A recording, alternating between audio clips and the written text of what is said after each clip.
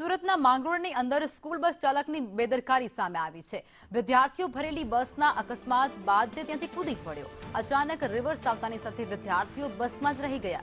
વિદ્યાર્થીઓને બસમાં જ મૂકી અને ચાલક ત્યાંથી કૂદી ગયો અને ત્યાંથી ફરાર પણ થઈ ગયો। ધન્વંતરી શાળાના બસ ચાલકની આ બેદરકારીથી ત્યાંના જે વાલીઓ છે વિદ્યાર્થીઓના તેમાં ભારોભાર રોષ જોવા મળે છે।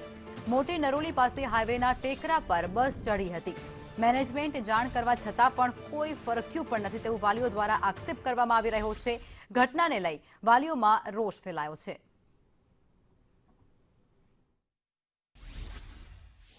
ધન્વંતરી સ્કૂલની બસ મોટી નરેલી ગામના છોકરાઓને લઈને હાઈવે પર ચડતી હતી અને કઈ ઘટના શું બની ખબર નહીં ને હાઈવે પરથી બસ નીચે ઉતરી આવી રિવર્સમાં। અંદર છોકરાઓ બધા ભરેલા હતા અમારા અને કોઈ જાનાની એમ તો થઈ નથી પણ મેનેજમેન્ટ એટલું કેરલેસ છે કે કોઈ અહીંયા આવ્યું નહીં। અમારા ડ્રાઈવર એ લોકોને મૂકીને ભાગી ગયો ને અત્યાર પછી મેનેજમેન્ટને ફોન કર્યા છે તો વારંવાર કોઈ આવતું છે નથી અહીંયા। પણ 15 દિવસથી લાગ્યો છું હજી અને મને કોઈ ઓથોરિટી છે નહીં હાલ હજુ મેનેજમેન્ટ ઉપરથી મેનેજમેન્ટને પૂછીને જે કંઈ હોય તે કરતો છું। તો આજે શું ઘટના બની બસને? આજે મેં હતો સ્કૂલમાં અને મારા પર કોલ આવ્યો કે બ્રેકની બસની બ્રેક ફેલ થઈ ગઈ છે તો તરત ઘટના સ્થળે આવ્યો છું। ને તમારો ડ્રાઈવર બસમાંથી કૂદીને આવી ગયો બાળકોને મૂકીને? એ જતો રહ્યો છે એના પર કાર્યવાહી થશે।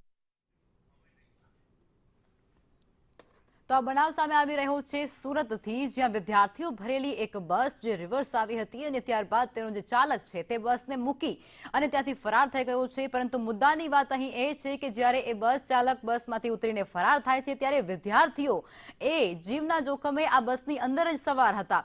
બસ ચાલકની આ ગંભીર બેદરકારી અને તેને કારણે વાલીઓમાં ત્યારે રોષ ભભૂક્યો છે।